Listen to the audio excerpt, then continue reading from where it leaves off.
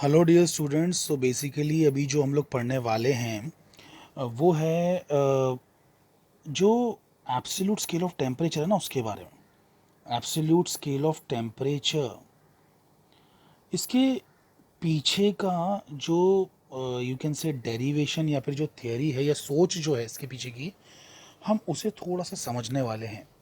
और इसे absolute scale क्यों बोलते हैं वो भी देखते हैं। एक्चुअल में केल्विन जो स्केल है उसे एब्सोल्यूट स्केल क्यों कहा गया, वो हमें यहाँ पे जाके कुछ तो समझ में आएगा।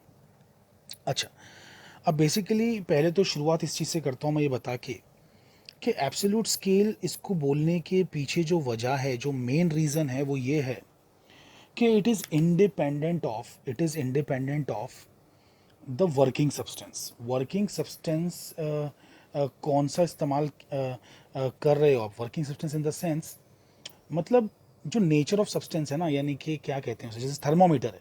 थर्मोमीटर के अंदर आपने क्या इस्तेमाल किया, दैट इज इररिलेवेंट। आप कौन से मटेरियल में टेम्परेचर मेजर कर रहे हो, कौन से मटेरियल में, और फिक्स कर रहे हो वैल्यूज, ये उसको भी इंडिपेंडेंट है। लाइक फॉर एग्जांपल आपको याद होगा कि सेल्सियस स्केल, एक क्रूड वे में बता रहा हूँ आपको, बहुत ही क्रूड वे में, कि सेल्सियस स्केल ऐसे फिक्स किया गया कि आपने क्या किया कि एक बीकर लिया, बीकर के अंदर लेट से बर्फ़ डाल दिया, और बेसिकली उसमें मर्क्यूरी का एक थर्मोमीटर बना के डाल दिया, जस्ट ऐसे ही बना के डाल दिया विदाउट कैलिब्रेशन। कुछ कैलिब्रेशन नहीं किया, उसमें मार्किंग्स नहीं किए।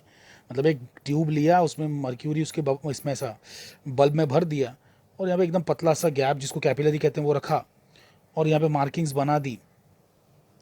तो मर्क्यूरी का लेवल कुछ तो जाएगा ना, बेसिकली कहीं तो जाएगा। तो मर्क्यूरी का लेवल जहाँ गया वहाँ पे ज़ीरो मार्किंग कर दी, उसको बोल दिया 0 डिग्री सेल्सियस। फिर बाद में थर्मोमीटर को उठा के आपने एक ऐसा बॉइलिंग वाटर में डाल दिया, एकदम हॉट बॉइलिंग वाटर में डाल दिया, बिल्कुल। तो अब क्या हुआ कि जाहिर सी बात है मर्क्यूरी राइज करके कहीं तक तो जाएगा, और जहाँ पे आके वो स्टेबल हो जाएगा। बेसिकली हमको स्टेबल होने तक रुकना होता है, ठीक है। तो जाके स्टेबल हो गया, उसके ऊपर जा ही नहीं रहा है, चाहे कितनी भी देर तक आप हीट सप्लाई कर रहे हो, बट थर्मोमीटर जो है उसके ऊपर नहीं जा रहा है। तो वहाँ पर आपने कह दिया कि boiling point of water 100 degree Celsius है, और इसके बीच में आपने 100 मार्किंग्स बना दी, कैलिब्रेट कर दिया। तो एक एक इंटरवल को आपने कह दिया 1 डिग्री सेल्सियस। बहुत ही क्रूड वे में समझा रहा हूँ, don't take this very very literally, but मैं ये बताने की कोशिश कर रहा हूँ कि Celsius scale was just an arbitrary scale, जिसमें बॉइलिंग पॉइंट ऑफ वाटर और फ्रीजिंग पॉइंट ऑफ वाटर से आपने एक स्केल बना डाला। बट ऐसे कोई भी, ना अंदर का सब्सटेंस ना बाहर का सब्सटेंस जो इस्तेमाल किया, कोई भी नेचर ऑफ सब्सटेंस पे डिपेंड नहीं करने वाला एक स्केल जो हम बनाएंगे उसे कहेंगे एब्सोल्यूट स्केल। एब्सोल्यूट स्केल वही स्केल होना चाहिए जो कि बेसिकली किसी तरीके की कोई इन्फ्लुएंस में ना आए, मटेरियल के नेचर पे डिपेंड ना करे। तो केल्विन स्केल बिल्कुल वैसा ही स्केल है, एब्सोल्यूट स्केल ही है केल्विन स्केल। तो अब देखते हैं कि पहले एब्सोल्यूट स्केल का जो ख्याल है उसको मैथमेटिकली कैसे हम लोग उस पर रोशनी डाल सकते हैं, कैसे उसको एक प्रोफाउंड बेसिकली बेसिस दे सकते हैं, उसकी फाउंडेशन ले कैसे कर सकते हैं। लेट्स ट्राई टू अंडरस्टैंड, ठीक है। तो ध्यान दीजिएगा कि हमने एक कारनॉट इंजन कंसिडर किया था पहले। सो कारनॉट इंजन में क्या होता है कि आपके पास एक हॉट टेम्परेचर रिजर्वायर होता है कि नहीं होता है। सो एक हॉट टेम्परेचर रिजर्वायर होता है, और उससे आप हीट ड्रॉ करते हैं। कितनी हीट ड्रॉ करते हैं? Q1। आप कुछ वर्क परफॉर्म करते हैं विच इज़ W, ठीक है, कुछ वर्क परफॉर्म करते हैं। By the way Carnot engine reversible engine है, ये तो बात बार बार कहने की कोई ज़रूरत नहीं है। उसके बाद में कुछ हीट आप रिजेक्ट करते हैं जिसका नाम है Q2, है ना। और नीचे जो लगा हुआ होता है उसे आप कहते हैं बेसिकली क्या कहते हैं उसे, cold temperature reservoir, cold temperature reservoir T2। अभी ऐसा मान लेते हैं कि हम एक और इंजन इससे अटैच कर रहे हैं नीचे की तरफ, जो इससे Q2 हीट खींचेगा, कुछ तो वर्क परफॉर्म करेगा, may be W dash, and Q3 heat reject करेगा। बना सकते हैं ना ऐसा। सो बेसिकली कोई इंजन ऐसा भी तो हो सकता है ना जो टेम्परेचर T2 और T3 के बीच में फंक्शन करता हो। अरे हो सकता है कि नहीं? बिल्कुल हो सकता है। सो ऐसा ही हमने मान लिया। अच्छा, अब ये जो इंटरमीडिएट स्टेज का जो बनाया ना, ये बॉक्स थोड़ा सा छोटा कर देता हूँ इसे मुझे, क्योंकि कुछ जो है बेसिकली इससे कुछ करना है। हाँ ठीक है, तो मैंने दो इंजन्स ले लिए बैक टू बैक कनेक्टेड। तो पहला इंजन क्या कर रहा है कि Q1 हीट ड्रॉ करता है, W वर्क परफॉर्म करता है, Q2 हीट रिजेक्ट करता है। दूसरा इंजन Q2 हीट ड्रॉ करता है, W डैश वर्क परफॉर्म करता है एंड Q3 हीट रिजेक्ट करता है। ठीक है, अब एक ऐसा भी इंजन कंसिडर करेंगे जो डायरेक्टली T1 और T3 के बीच में काम करे। So let's take that engine as well. तो ये वाला इंजन सिंपली क्या करेगा कि हीट जो है Q1 ड्रॉ करेगा, W डबल डैश लेट से वर्क करेगा और Q2 heat Q3 heat reject करेगा, है ना, टेम्परेचर T3 पे। ये तो हो सकता है ना, this is simply possible right. एक ऐसा इंजन, मतलब मैंने ये दो इंजन नहीं दिखाए होते तो आप तो डायरेक्टली मान लेते ना कि टेम्परेचर T1 से Q1 हीट लिया, W डबल डैश कुछ वर्क परफॉर्म किया और टेम्परेचर T3 पे बेसिकली Q3 हीट रिजेक्ट किया, है ना। तो दिस इज़ क्वाइट पॉसिबल, ये कोई ऐसा एकदम अजीब बात नहीं है। ठीक है, सो अब तीनों की एफिशिएंसी के बारे में हम कुछ कह सकते हैं राइट। सो पहला जो इंजन है उसकी एफिशिएंसी हो जाएगी 1 माइनस Q2/Q1, है ना, heat rejected upon heat drawn from the source। ईटा 2 के बारे में कह सकते हैं 1 minus Q2/Q3, oh sorry I am sorry Q3/Q2, क्योंकि हीट उसने Q2 खींचा और Q3 रिजेक्ट किया। और ईटा 3 के बारे में लिख सकते हैं Q3/Q1, राइट। तीनों ही करेक्ट है क्योंकि उसने Q1 हीट खींचा और Q3 हीट रिजेक्ट किया। आई होप कि आप ये चीज़ें तो बिल्कुल आसानी से समझ पा रहे हैं, करेक्ट। अब ज़रा आप लोग है ना कार्नोट थ्योरम का जो स्टेटमेंट था उसे याद कीजिए। वो स्टेटमेंट क्या था कि all reversible engines working between same two temperatures will have same efficiency, है ना। यानी कि दुनिया का कोई भी इंजन आप बना लें, बेसिकली वो वाटर के साथ काम करता हो, डीजल के साथ काम करता हो, पेट्रोल के साथ काम करता हो, सीएनजी के साथ काम करता हो, किसी भी चीज़ से काम करता हो, दुनिया का हर रिवर्सिबल इंजन अगर सेम टू टेम्परेचर के बीच में रखा गया तो उसकी एफिशिएंसी सेम आने वाली है। ये स्टेटमेंट हम साबित कर चुके हैं, आप उसके लिए मेरे दूसरे वीडियोस देख सकते हैं। तो कार्नोट थ्योरम स्टेटमेंट फिजिंट्रेस्ट चैनल ऐसा डाल के आप टाइप कीजिए। तो बेसिकली वहां पे हमने साबित किया था कि सारे रिवर्सिबल इंजन की एफिशिएंसी सेम है। तो इससे सिर्फ और सिर्फ एक ही लॉजिकल कंक्लूजन निकलता है कि efficiency is a sole function of temperature, the two temperatures. So let's say θ1 θ2, आप जो भी कहना चाहें। वैसे मैंने Q1 Q2 और अच्छा थीटा भी सेम ही बनाया है, मतलब मेरा थीटा और Q सेम दिखते हैं। तो let me just take this T1 and T2, वरना कन्फ्यूजन क्रिएट होगा, Q कहाँ पर है लिख रहा हूँ, थीटा कहाँ लिख रहा हूँ, समझ में नहीं आएगा। सो वो थोड़ा मेरा हैंड राइटिंग का प्रॉब्लम है, ठीक है, फिजिक्स का कोई प्रॉब्लम नहीं है इसके अंदर। तो बेसिकली ये तो समझ में आता है, इस स्टेटमेंट का कंक्लूजन ये है कि efficiency will be simply the sole function of the two temperatures in which between which the engine is working, that's for sure। आप ध्यान से इस स्टेटमेंट को दो बार पढ़िए, आपको खुद समझ में आ जाएगा कि efficiency cannot be function of anything else।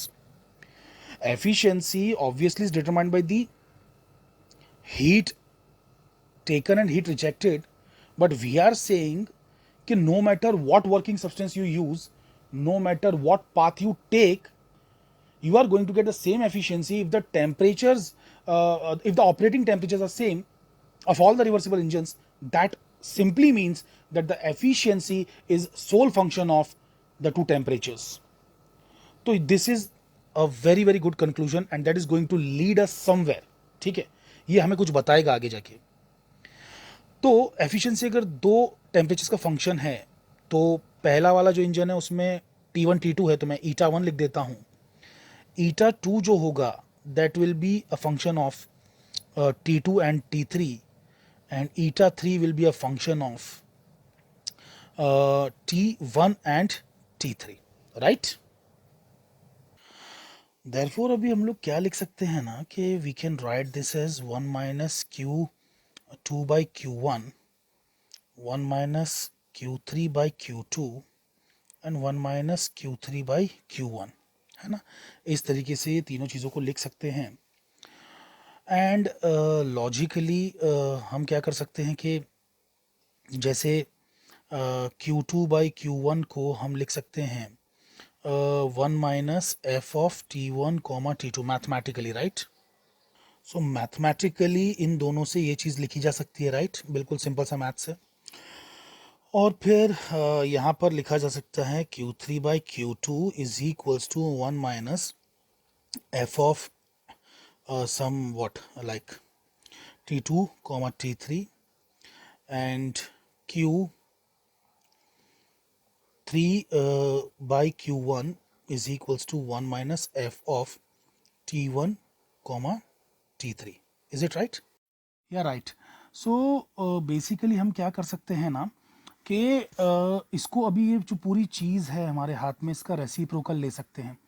तो Q2 बाई Q1 के बदले मैं लिख दूंगा Q1 by Q2. So Q1 by Q2 is equals to 1 upon 1 minus f of T1 comma T2, which can be again chosen as another function, which is what f of T1 comma T2, correct. फिर दूसरा हो जाएगा Q2 by Q3 is equals to 1 upon 1 minus f of T2 comma T3, which can be written as f of T2 comma T3. And finally Q1 by Q3 is equals to 1 upon 1 minus f of T1 comma T3, जिसे हम लिख सकते हैं f of T1 comma T3.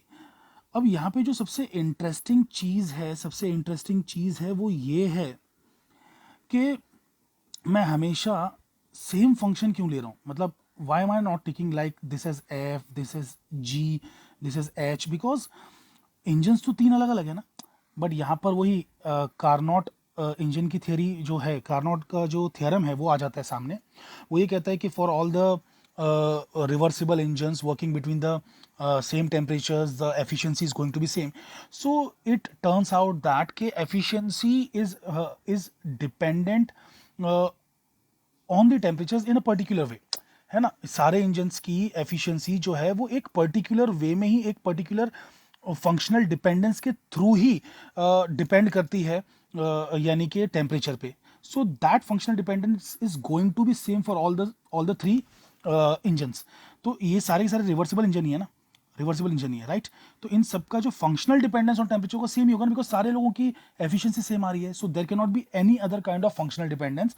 So functional dependence तीनों का same ही होगा, इसलिए F F F लिया मैंने, ना कि मैंने एफ जी और एच इस तरीके से तीन अलग अलग फंक्शंस लिए हैं. फंक्शनल डिपेंडेंस बिल्कुल सेम है, ठीक है.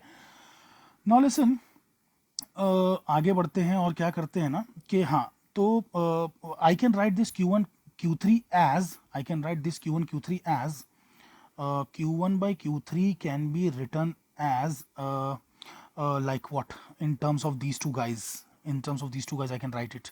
So Q1 by Q2 into Q2 by Q3. So Q1 by Q2 into Q2 by Q3, है ना. लिख सकते हैं ना, देखिए ना, Q2 Q2 तो कैंसिल ही हो रहा है, राइट. तो इस तरीके से हम इसको लिख सकते हैं. तो अगर हमने LHS को ऐसा किया कि इसको लिखा इन दोनों के टर्म्स में, तो RHS में भी तो ये कर सकते हैं ना, इसको लिखेंगे इन दोनों के टर्म्स में, राइट.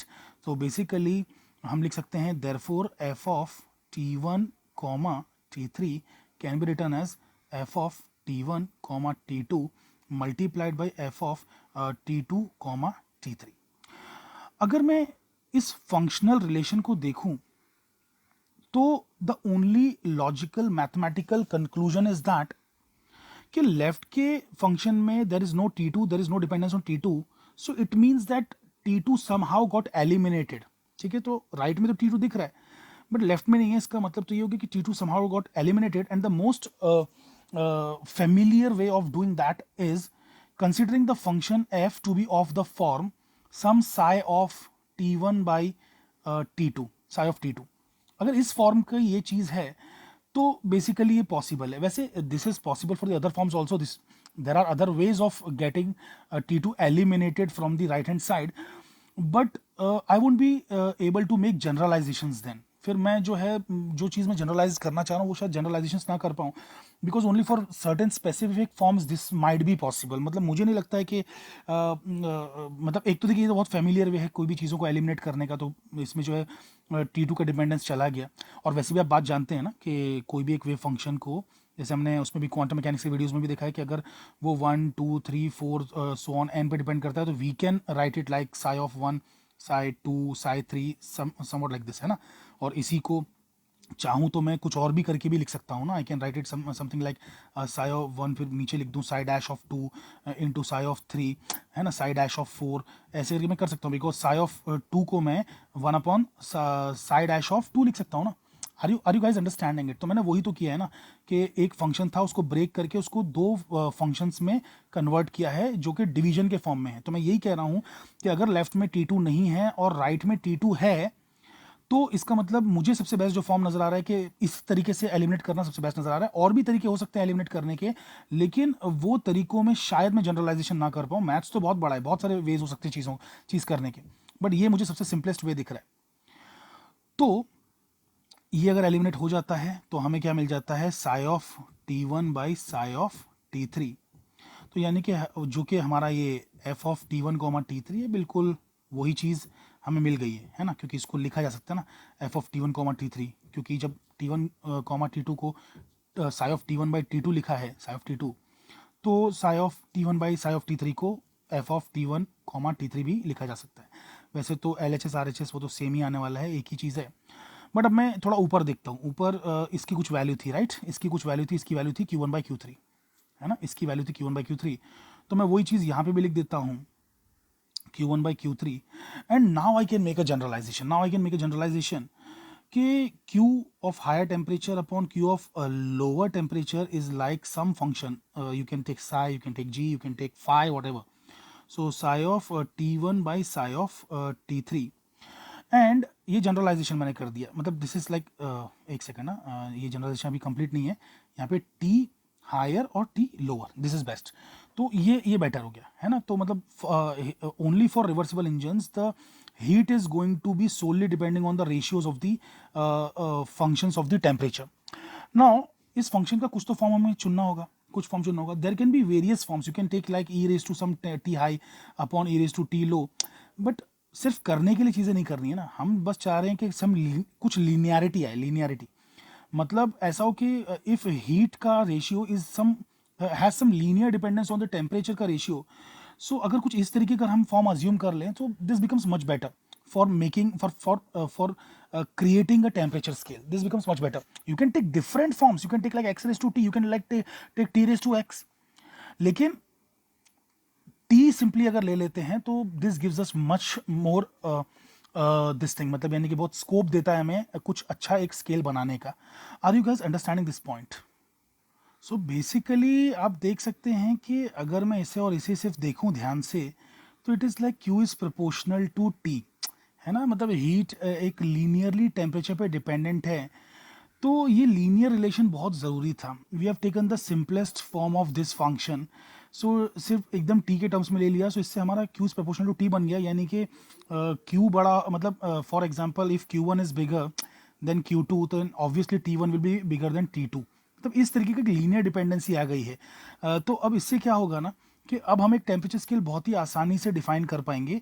तो फॉर एग्जांपल सपोज कि हमारे पास एक अगर मैं ग्राफ बना दूं जिसमें मैं टेम्परेचर और क्यू प्लॉट करूँ, तो है ना, टी वर्सेस क्यू प्लॉट करूँ, तो I will get some kind of a straight line, है ना, some kind of straight line I will get. And now listen, ये जो स्ट्रेट लाइन है इससे तो एक ये साबित हो रहा है कि अगर मैं क्यू की वैल्यू अगर मैं डिक्रीज करके लेट से के ज़ीरो पे ले जाऊं, तो मतलब क्यू लोअर, लेट से जो हम लोग क्यू हायर क्यू लोअर की बात कर रहे थे ना, क्यू हायर क्यू लोअर, तो लेट से कि क्यू लोअर जो है, मतलब अब देखिए हमारा इंजन क्या होगा ना कि कोई भी दो पॉइंट्स के बीच में काम करेगा। So this will be like, you can say Q lower and this is like Q higher, और ये क्या हो जाएगा टी लोअर एंड ये क्या हो जाएगा, ये टी हायर हो जाएगा। तो हमारा कोई भी इंजन इसके बीच में काम करेगा, और उसकी एफिशिएंसी फिर कैसे दी जाएगी, ईटा इक्वल्स टू 1 माइनस Q2/Q1, या फिर अब तो हम डायरेक्टली लिख सकते हैं 1 माइनस T2/T1 लिख सकते हैं, क्योंकि स्टैब्लिश हो गया है कि ये दोनों प्रोपोर्शनल है। तो बेसिकली क्या है कि अगर मैं इस Q लोअर को बिल्कुल जीरो बना दूं तो T लोअर भी मेरा जीरो हो जाएगा, एंड एफिशिएंसी की जो वैल्यू है, एफिशिएंसी की जो वैल्यू है 1 माइनस 0/T1 हो जाएगी। आर यू अंडरस्टैंडिंग इट, कि इसको अगर मैंने जीरो बनाया तो मेरा ये जीरो हो जाएगा ना, ये जीरो हो जाएगा, TL भी जीरो हो जाएगा, T लोअर भी जीरो हो जाएगा, तो 1 माइनस T2/T1 में मुझे एफिशिएंसी बिल्कुल 100% मिल जाएगी। तो यानी कि this temperature was called as 0 kelvin temperature to honour the Kelvin, ठीक है।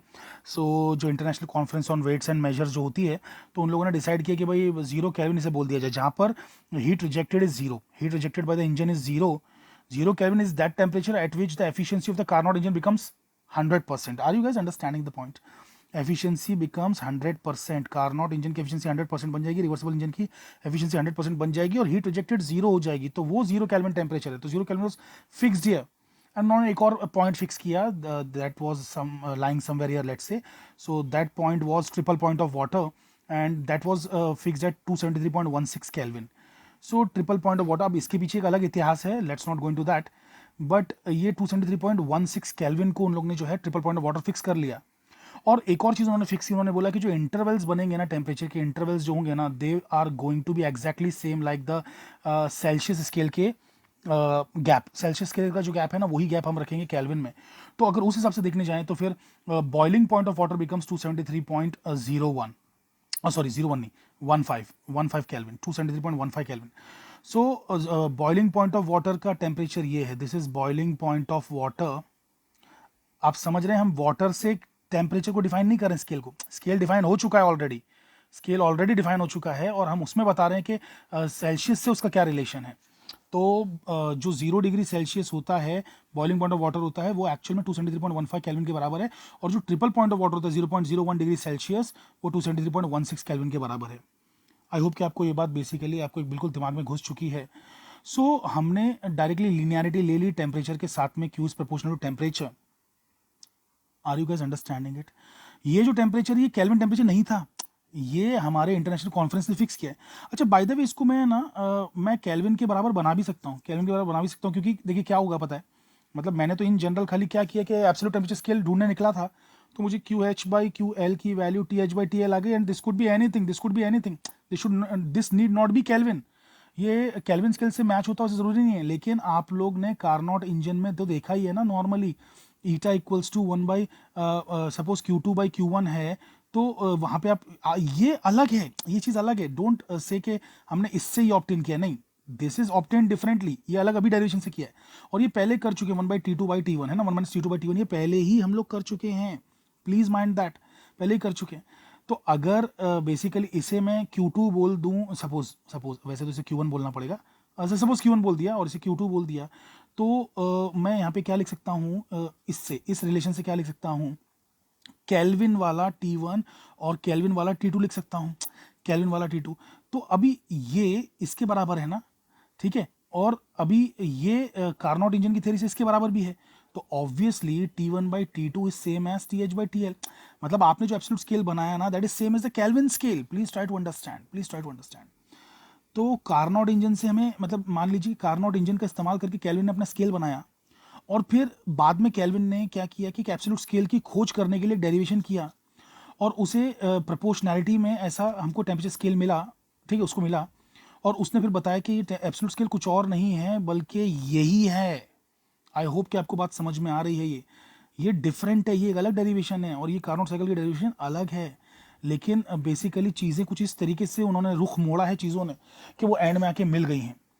सो याद रखिए कि टेम्परेचर स्केल हमने स्टैब्लिश कर लिया है, और यहाँ पर इस टेम्परेचर स्केल में 0 केल्विन में, 0 केल्विन एक ऐसा टेम्परेचर है जहाँ पे एफिशिएंसी किसी भी रिवर्सिबल इंजन की 100% हो जाएगी, हीट रिजेक्टेड 0 हो जाएगी, तो वहाँ पे उसे फिक्स किया गया है। आई होप कि आपको ये बात समझ में आ रही है। और बॉइलिंग पॉइंट ऑफ वाटर को जो है बेसिकली 273.15 और ट्रिपल पॉइंट ऑफ वाटर को 273.16 केल्विन फिक्स किया है।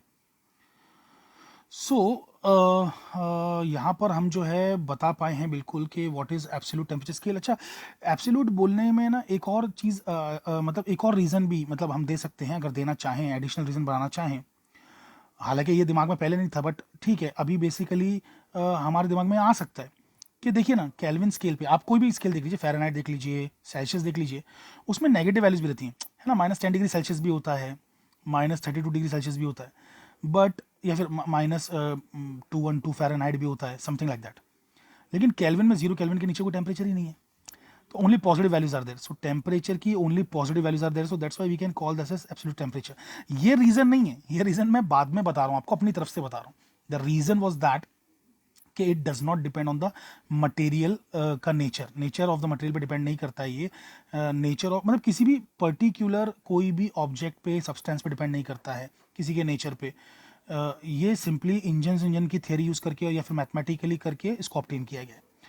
सो आई होप कि आपको ये लेक्चर पसंद आया होगा। प्लीज़ मेरे चैनल को सब्सक्राइब करें ऐसे वीडियोज़ के लिए। Thank you very much, take care.